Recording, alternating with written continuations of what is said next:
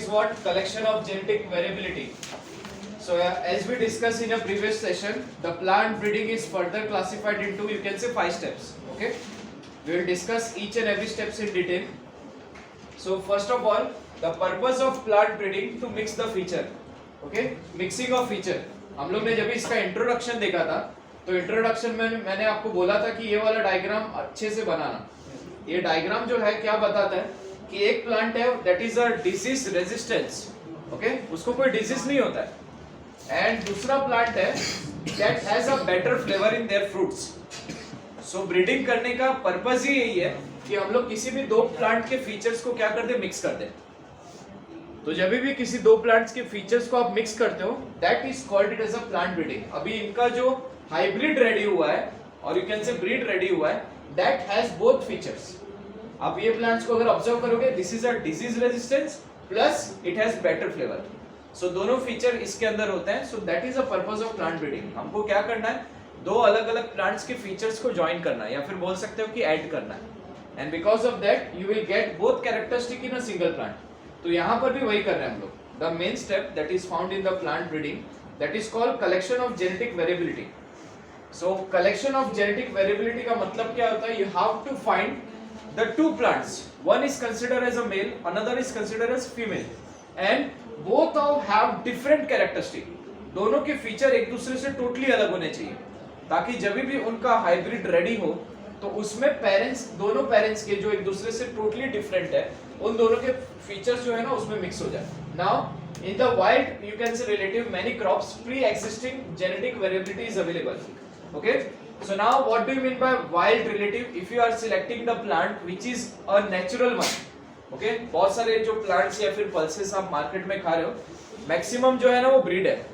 either it is मसूर दाल, तुअर दाल, whatever it is, सबके 50,000 से भी ज्यादा ब्रीड रेडी कर दिए गए. राइस के more than you can say 80,000 breed are already prepared till today. ठीक है, बासमती हो गया, टेक्समती हो गया, कोकम हो गया, whatever it is, जितने भी हैं more than 80,000 of breed of rice are totally ready.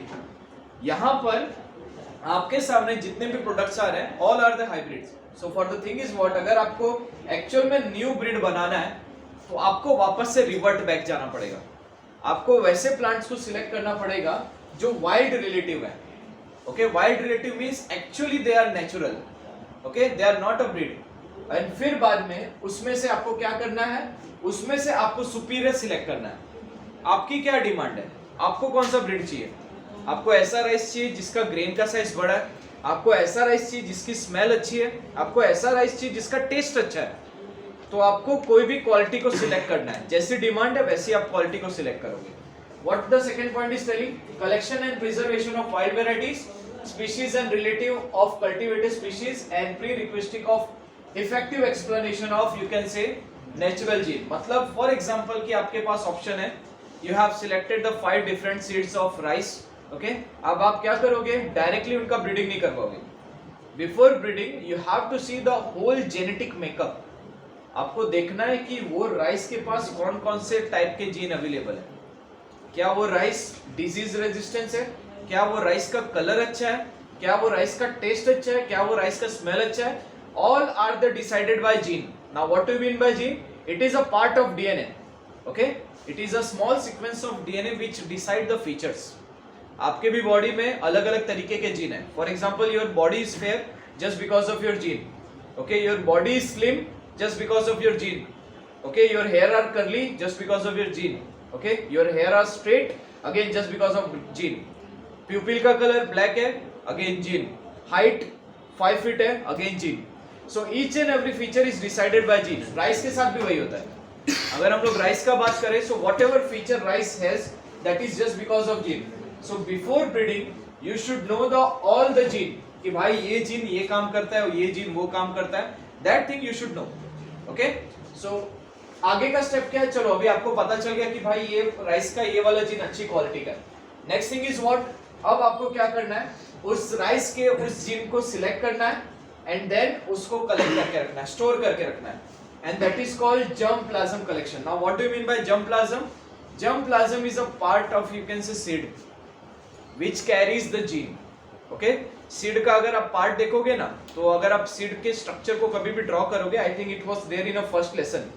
First lesson अगर आपको पढ़ाया रहेगा तो सीड का स्ट्रक्चर भी पढ़ाया रहेगा। सीड का मैक्सिमम स्ट्रक्चर में क्या होता है, जर्म प्लाज्म होता है, और जर्म प्लाज्म का रोल क्या है, इट हैज द जीन, उसके पास क्या होता है, डीएनए होता है। तो हमको क्या करना है, जो भी आपने वाइल्ड वैरायटी सिलेक्ट की है उसके जर्म प्लाज्म को फिलहाल के लिए स्टोर करके रखो, that is called germ plasm collection. So that we are done with the first step, that is a collection of genetic variability. Now whatever thing you have selected, जो भी आपने plant की ब्रीड सिलेक्ट की है, अभी भी यहाँ पर वो चीज डायरेक्टली ब्रीडिंग के लिए हम नहीं भेज सकते, उधर भेजा ही नहीं जा सकता। बिफोर दैट उसके जर्म प्लाज्म को आपको इवेलुएट करना पड़ेगा। आपके पास बहुत सारे ऑप्शंस रहेंगे, और आल यू कैन से एग्जांपल्स ऑफ दाल ओनली। आपको सिलेक्ट करना पड़ेगा, पहली बात मार्केट में डिमांड किसकी है। ओके, कंसीडर कर लो कि आपने ब्रीड तो रेडी कर लिया, बट मार्केट में वो ब्रीड किसी को पसंद नहीं आ रहा है, तो ब्रीड रेडी करने का मतलब क्या होगा। So whatever breeding you are doing today, और जब भी आप करोगे, your purpose is to make the money. यहाँ पर आपके पास अलग अलग ऑप्शन है, उसमें से एक ऑप्शन को सिलेक्ट करो, that is called desirable character. What do you mean by desirable character, the character which we want, जिसकी हमको जरूरत है, that is called desirable collection. So अब उस डिजायर, मुझे लगा कि चलो मुझे ये वाला ये दाल का क्वालिटी पसंद है, I have collected this. Okay, parents को कलेक्ट कर लिया, उसका इवेल्युएट कर लिया कि उसके जर्म प्लाज्म में कोई डिजीज तो नहीं है, बैक्टीरिया तो नहीं है, वायरस तो नहीं है, उसका जीन खराब तो नहीं है। आफ्टर दैट उसको कलेक्ट करने के बाद मैं उसको क्या करूंगा, उसका पॉपुलेशन इंक्रीज करूंगा, मतलब उसको जो है ना एक फील्ड में ग्रो करूंगा, एटलीस्ट उसका पॉपुलेशन इंक्रीज हो जाए। कभी कभार ऐसा चांसेस हो सकता है कि मैंने डायरेक्टली इन सब का ब्रीडिंग करवा दिया and my breeding technique was not proper, पूरा का पूरा सब वेस्ट चला गया। So before you can say giving it for the breeding, you have to maximize the population of this dal. सो इसके लिए आप क्या करो, इसको पहले कल्टीवेट करके रखो, ताकि अगर आपका ब्रीडिंग का टेक्निक खराब हो भी गया, so you will get second chance. Okay, so that thing you have to remember. Now pure lines are created wherever desirable and possible, ठीक है। तो इनका जो है ना जितना हो सके पॉपुलेशन इंक्रीज करो, और इनका जो नेचुरल वन है ना उसको वैसा का वैसा ही रहना। Okay, so that is what evaluation and selection of parents.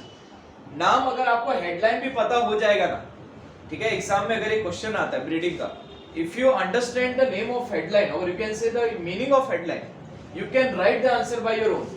So in this way you have evaluated the parents, उनके जर्म प्लाज्म को आपने evaluate किया, और उसमें से जो superior है, जो अच्छी क्वालिटी का है, वो पेरेंट्स को आपने क्या किया, सिलेक्ट किया, ठीक है। कंडीशन अप्लाई, उसमें आपका प्रॉफिट होना चाहिए, either the thing what ever thing you have selected वो डिजीज फ्री होना चाहिए, या तो उसकी क्वालिटी अच्छी होनी चाहिए, खाने में टेस्ट अच्छा होना चाहिए, स्मेल अच्छा होना चाहिए, ये सब चीजें तो होनी चाहिए, then only you have to select the parents, ठीक है। ये सब क्राइटेरिया आपको फॉलो करना पड़ेगा जब आप किसी भी पेरेंट्स को सिलेक्ट करते हो। तो चलो, अब हमने सिलेक्ट कर लिया है, हमने उस पेरेंट्स को इवैल्यूएट भी कर लिया है, उसका पॉपुलेशन भी मैक्सिमाइज कर लिया है, अब हमारे पास बैकअप प्लान भी है।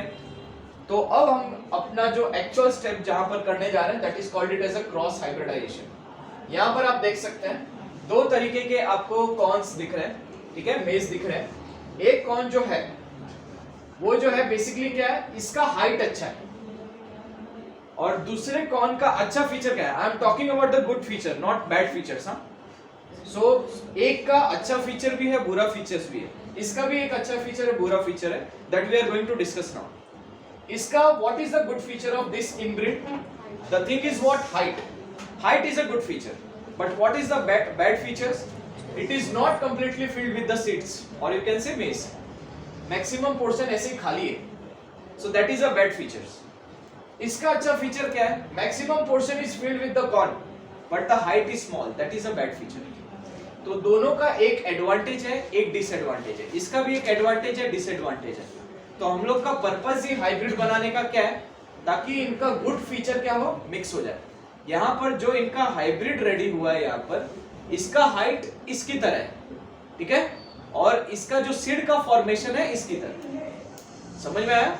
तो यहाँ पर ये जो हाइब्रिड रेडी हुआ है, इसमें दोनों पेरेंट्स के अच्छे वाले कैरेक्टर्स हैं, the good characters are transmitted into the you can say first generation, so that is the purpose of breeding. यहाँ पर क्या हो गया, so it is a process in which the desirable characters are genetically combined, not a undesirable.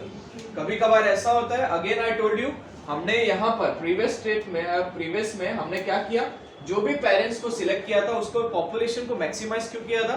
कभी कभार ऐसा होता है कि instead of combination of good feature bad feature क्या हो जाते हैं, कंबाइन हो जाते हैं, और वहीं पर आपकी हाइब्रिडाइजेशन टेक्निक पूरी की पूरी खराब हो जाती है, पूरा का पूरा लॉस हो जाता है। सो पहले यू हैव टू चेक कि भाई ये जो है अच्छे फीचर को मैच कर रहा है कि नहीं, अंडरस्टूड। सो यहाँ पर हमने हाइब्रिडाइजेशन कंप्लीट कर दिया, जो भी पेरेंट्स को हमने सिलेक्ट किया था we have completed the hybridization and the result is you can say successful. Whatever thing that we were expecting वही चीज हमको यहाँ पर मिली है, नॉट द अनदर थिंग। जो हम लोग एक्सपेक्ट कर रहे थे वही चीज हमको यहाँ पर मिली, हमको वैसा हाइट मिल गया, हमको वैसी क्वालिटी मिल गई, that's it. So that is what you can say cross hybridization was taken place, okay, between the germ plasm of two different species। हाँ, limitation भी इसका है, हम लोग बोल तो रहे हैं कि हाइब्रिड रेडी कर रहे हैं, हाइब्रिड रेडी कर रहे हैं, बट ये कोई क्विक प्रोसेस नहीं है, it will take a lot of time. एक कॉर्न को ग्रो करने में maximum to maximum 4 to 5 months लगता है। तो आपने हाइब्रिडाइजेशन करवा लिया, ठीक है, फाइन, आपने उसके हाइब्रिड सीड को ग्रो भी कर लिया, इट्स फाइन, बट वो उगेगा कब, उसमें से नया कौन कब निकलेगा, it will take a lot of time. ये 1 या 2 मंथ की बात नहीं है, रिजल्ट आपको जो एक्चुअल में रिजल्ट आपको पता चलेगा वो 3-4 महीने के बाद पता चलेगा। तो that's why this is considered as a time consuming and the tedious process, okay. The second point is what, hybrid में not combine the desirable character, as I told you earlier. यहाँ पर तो चलो कि उनके अच्छे फीचर कंबाइन हो गए, बट समटाइम्स व्हाट हैपन, कभी कभी क्या होता है, बैड कैरेक्टर्स भी कंबाइन हो जाता है। सो वहीं पर आपका हाइब्रिडाइजेशन टेक्निक क्या हो जाता है, फेल हो जाता है। यहाँ पर क्या बोला है, usually only 100 to 1000 crosses show the desirable you can से कॉम्बिनेशन। मतलब अगर आप 1000 क्रॉसेस करोगे, 1000 टाइम क्रॉस करोगे, तब आपको उसमें से 1000 में से 100 टाइम्स आपको क्या मिलेगा, डिजायरेबल कॉम्बिनेशन मिलेगा। So the chances of success is 100 divide by 1000 multiply by 100, only 10%। 90% chances है कि आपका जो भी हाइब्रिड रेडी हुआ है यहाँ पर, वो हाइब्रिड आपको चाहिए ही नहीं था, ओके। सो ये इसका क्या है, लिमिटेशन, ओके। तो ये चीज आपको याद रखना है। आगे क्या बोला है यहाँ पर प्लांट ब्रीडिंग में, चलो हमने यहाँ हाइब्रिड बना लिया, हमको पता चल गया that the result we got, that the same result we were expecting, हमको सुपीरियर क्वालिटी यहाँ पर मिल चुकी है। आगे क्या करना है, इसके बाद selection and testing of superior recombinants. यहाँ पर अब उन हाइब्रिड में से, as I told you in the you can say previous slide, जो 100 कॉम्बिनेशन जो सक्सेसफुल कॉम्बिनेशन है आउट ऑफ 1000, अब आपको उन 100 में से देखना है कि कौन सा वाला सुपीरियर है। All are the combination of desirable character, that is accepted, but the thing is what, उसमें से भी सबसे ज्यादा अच्छा कौन सा है, that thing you have to select and that is selected in the fourth process. The superior recombinant are selected in this case, ठीक है। तो जो भी सुपीरियर रिकॉम्बिनेंट आपको यहाँ पर मिला है, आप उसको एक्सट्रैक्ट करो, अगेन उसका क्या कर दो, कल्टीवेशन स्टार्ट कर दो, उसका पॉपुलेशन मैक्सिमाइज कर दो, ठीक है। जो हाइब्रिड आपको अच्छा लगा, जिसकी मार्केट में डिमांड है, select that hybrid, increase the population by the self pollination, ठीक है, उसको सोक करो, या फिर बोल सकते हो कि डायरेक्टली क्या करो, कल्टीवेशन फील्ड में लेके जाके ग्रो करो। You can start, you can say making profit. So यहाँ पर क्या हो गया, चलो अभी आपने जो भी अपना हाइब्रिड रेडी किया है, you have to approach to the government. Government का खुद का एक ऑर्गेनाइजेशन होता है, फूड डिपार्टमेंट होता है, that is a food industry. कोई भी आप खाने का पैकेट देखोगे उसके पीछे लिखा रहता है FSSAI, ठीक है। So that is basically what, वो भी क्या करेगा, जो भी आपने प्रोडक्ट रेडी किया है, आपको डायरेक्ट परमिशन नहीं देगा कि आप उसको मार्केट में सेल कर सकते हो, ठीक है। उसके पहले वो FSSAI जो भी है, वो प्रोडक्ट की टेस्टिंग करेगा, and after the testing what happen, उसको लगा कि ये हाइब्रिड है, ये अच्छी क्वालिटी का है, इसका कोई डिसएडवांटेज नहीं है, इसका वैल्यू भी कम है, that is affordable for the citizens. ये सब चीजों को ध्यान में रखने के बाद फिर वो उसको मार्केट में उतारेगा, and that is called commercialization. So commercialization is a huge concept, we are not a commerce student, उसमें मार्केटिंग होती है, फिर बाद में अलग अलग चीजें होती है, that we are not going to discuss, okay. तो ये सब जो प्रोसेस है यहाँ पर आपको देखना है, ठीक है। इस तरीके से हाइब्रिड के 5 स्टेप्स को फॉलो किया जाता है। सो ये आप देख सकते हो। अभी क्वेश्चन अराइज होता है, इसको मार्केट में रिलीज करने का साइंटिस्ट लोगों का क्या स्ट्रेटेजी होता है। सो बेसिकली व्हाट हैपन कि आपने तो हाइब्रिड रेडी कर लिया, बट पता कैसे चलेगा लोगों को? एडवर्टाइजमेंट करने के लिए हमारे पास पैसा नहीं है, टीवी में एडवर्टाइजमेंट देंगे बहुत पैसा चला जाएगा। We are just a small scientist, belong to the middle class family, उतना कोई इन्वेस्टमेंट भी नहीं करेगा। You have to approach the farmer, farmers को अप्रोच करना है, you have to show your hybrids, वो फार्मर को दिखाना है। स्टार्टिंग में आपको अपने जितने भी हाइब्रिड्स है उसको फ्री में प्रोवाइड करने कि take my hybrids, you can grow in your field and you can make you can say get profit, whatever profit you get that's your. आपने मेहनत की, आपने कल्टीवेशन किया, वो प्रॉफिट आपका हुआ। अभी वो फार्मर आपका हाइब्रिड वाला सीड लेके अपने बोल सकते हो कि कल्टीवेशन एरिया में ग्रो करेगा, देन वो उसको मार्केट में लेके जाएगा।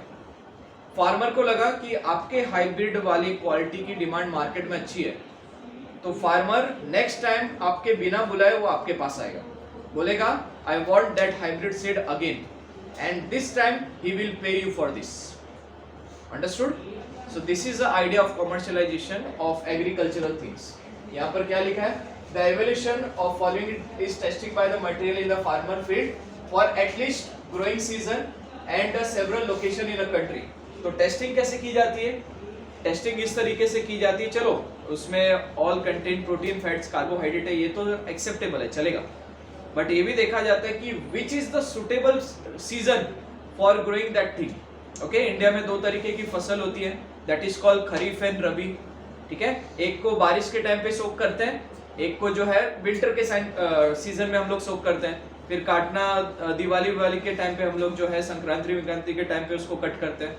ठीक है, यहाँ पर हमको देखना है कि whatever hybrid that we have made, वो जो है अलग अलग सीजन में अलग अलग लोकेशन में ग्रो हो सकता है क्या?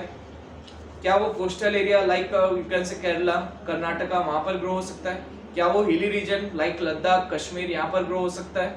ठीक है, देन ऐसे रीजन में जो ग्रो हो सकता है जहाँ पर बाढ़ ज्यादा आती है, just like UP and Bihar. ठीक है, देन डिजर्ट एरिया में ग्रो हो सकता है क्या? Rajasthan in this thing, that is called testing. अलग अलग जगह पे जाके उसकी टेस्टिंग करेंगे कि what is the suitable place for the growing that hybrid, that is called testing. And what is the suitable season, another thing, what is the suitable fertilizer. Okay, so ये सब जो है ना टेस्टिंग के पूरा अंदर आता है, समझ में आया? तो these are the you can say process. सवाल ये उठता है कि क्या इंडिया ने हाइब्रिड रेडी किया है? आंसर है बहुत सारे हाइब्रिड रेडी किए। We are going to discuss that hybrid. तो यहाँ पर आप देख सकते हो क्या, Agriculture accounts for approximately 33% of GDP and employs near the 62% of population. India का जो है ना 62% पॉपुलेशन जो है बेसिकली किसके ऊपर है? एग्रीकल्चरल फील्ड के ऊपर है। ग्रीन रिवॉल्यूशन के बारे में हम लोग ने बात किया था, it was started in 1960, it was done by mister you can से स्वामीनाथन। एंड नाउ एक टाइम ऐसा था कि राइस का जो है ना इंडिया में पूरा लैक हो गया था, बहुत कमी थी राइस की, but because of green revolution we are producing millions of you can say rice. आप देख सकते हो what was the you can say effect of green revolution. जो राइस एक टाइम पे 11 मिलियन टन्स ग्रो हो रहा था, आज के टाइम पे वो 75 मिलियन टन्स ग्रो हो रहा है। सो इट इज अप्रोक्सीमेटली 7 टाइम्स उसका प्रोडक्शन इंक्रीज हो गया because of green revolution. Rice का आप देख सकते हो, ये व्हीट का था एंड देन ये आपका राइस का हो गया। So rice production was 35 and now it is approximately more than double, that is 89.5 million tons. So that is just a result of green revolution and hybrid, okay, hybrid formation. हमको जहाँ पर भी लगा कि ये प्लांट में इस चीज की कमी की वजह से ये ग्रो नहीं हो पा रहा है, हमने उसका हाइब्रिड रेडी कर लिया एंड उसकी वजह से वो प्लांट इजीली ग्रो करने लग गया। So this is creating profit to the farmers and he is you can say basically the person who responsible for again green revolution, not a you can say Swaminathan, he's a foreign scientist, name is of Borlaug. Okay, यहाँ पर क्या है, इसने क्या काम किया है? इसने इसका सेंटर जो है दैट इज मैक्सिको में है एंड इसने semi dwarf varieties of wheat को डेवलप किया है। ठीक है, यहाँ पर फिर बाद में 1963 हाई यील्डिंग और यू कैन से disease variety like Sonalika and Kalyan Sona was introduced in India first time 1963 में ग्रो हुआ। What was the feature of Sonalika and Kalyan Sona? Those feature was disease resistance. India को नुकसान 1960 तक इसके वजह से हुआ कि हम लोग का जितना भी क्रॉप्स था ना उसमें इंसेक्ट लग जाता था, ये हो जाता था, कीड़ा लग जाता था, ये सब हो जाता था। एक टाइम ऐसा आ गया कि इंडिया के current prime minister, the name was Lal Bahadur Shastri, उसको सबको रिक्वेस्ट करना पड़ा इंडियंस लोगों को कि आप एक टाइम ही खाना खाओ, बिकॉज उतना खाना इंडिया के पास था ही नहीं. So that was the worst era of India. But because of the, you can say, green revolution, what happened? We introduced many things. We adapt to new things. हमने नई technology सीखी, ठीक है, and because of that we the production is become, you can say, more than 7 times. Okay? तो ये जो है आपको कुछ नाम याद रखने, सोनालिका एंड कल्याण सोना. These are the example of disease resistance wheat. Okay? Now semi-dwarf varieties of rice, that is IRA. Okay? International rice. ये राइस का भी यूनियन होता है या फिर इंस्टीट्यूट बोल सकते हो. यहाँ पर ये इंस्टीट्यूट का काम ही है राइस से रिलेटेड जितना भी रिसर्च है, ये इंटरनेशनल जो रिसर्च इंस्टीट्यूट है ना, यहाँ पर किया जाता है. The place is Philippines. Then again Taichung native, that is a Taiwan, जिसका चाइना के साथ कॉन्फ्लिक्ट स्टार्ट है ना, दैट इज अ ताइवान. वहां पर भी क्या है, इसका सेंटर है. Later better yielding semi, you can say dwarf quality of Jaya and Ratna. These are the variety of Indian rice, okay, where you develop in India. तो हमारे पास खुद की राइस की क्या वैरायटी है, the name is Jaya and Ratna. Okay, so Jaya, Ratna, whatever, Sonalika is there. So वो scientist ने अपने नाम पे रख लिया. ओके, बहुत सारे आपको ऐसे एग्जांपल देखने को मिलेंगे. गौरव है, सोनालिका है, ठीक है. So all are the example which were created by the Indian scientist. So now sugar cane. Sugar cane क्या है? सो शुगर केन के भी दो टाइप्स है. यहाँ पर क्या है, sacrum barberi, that is grow in the UP, Bihar, Jharkhand region, that is a north India. And another one is a saccharum officinarum. So that is called it as a, you can say, another quality of sugarcane which is grow in a South India. Jaggery आपको मालूम रहेगा. If you taste the jaggery of Karnataka and Kerala and if you taste the jaggery of UP, Bihar और झारखंड, बहुत difference आता है दोनों के test में. Why? Because both belong to the same species, that is accepted, but दोनों का breed अलग अलग है. एक है sacrum barberi, that is well known in you can say North India, जैसे कि मैंने बोला उत्तराखंड हो गया, यूपी, बिहार, वो सब साइड में यहाँ पर ये बारबेरी उगता है. एंड सेकंड वाला जो है you will find in a south region. फायदा दोनों का क्या है? तो पहला तो हम लोग देखेंगे इसका बारबेरी. बारबेरी का उतना फायदा नहीं है बट नुकसान ज्यादा है. क्या? इसका जो शुगर कंटेंट है ना, वो बहुत खराब है. शुगर का कंसंट्रेशन कम है, प्लस इसका यील्ड भी जो है ना, प्रोडक्शन कॉस्ट, चलो फार्मर इतना मेहनत कर रहा है बट जितना उसको प्रोडक्शन मिलना चाहिए उतना नहीं मिल पाता. But if you are talking about the, you can say, sugar cane which is found in the north India, sorry south India, it has a thicker stem, high sugar content. Okay, but do not grow well in a North India. ये इसका disadvantage है. अगर if you try to grow the, you can say, Saccharum officinum in a, you can say North India, that is not possible. तो यहाँ पर हमने क्या किया, we are trying to making a breed of them. Till now that is not successful, but फिर भी यहाँ पर दो varieties है. आप दोनों के stems को compare कर सकते हो. Okay, stems को compare कर सकते हो. That stem have a greater diameter as compared to this one. Okay, इसका यील्ड भी जो है ना, आजू बाजू आपको प्लांट्स ज्यादा दिखाई देंगे as compare to this one. Okay, so whatever thing is there, this is the superior one. This has a good quality rather than this. Okay, so this is about the sugar cane. अभी आप क्या करो, आगे भी हम लोग देखते रहेंगे. Kindly write it down the process. How to, yes, you have to use a germplasm. आगे आने वाला है. ब्रीड बनाने के लिए आपको क्या करना है, सीड का जर्मप्लाज्म लेना है. चैप्टर नंबर 1 ओपन करो. Right it down.